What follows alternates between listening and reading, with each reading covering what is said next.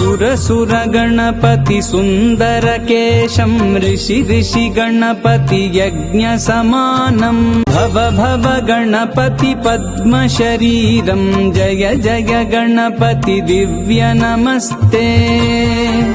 गजमुख वक्त्रं गिरिजापुत्रं गणगुणमित्रं गणपतिमीश प्रियम्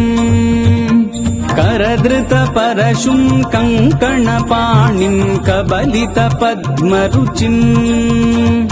सुरपति वन्द्यं सुन्दर नृत्तं सुरचित मणिमकुटम्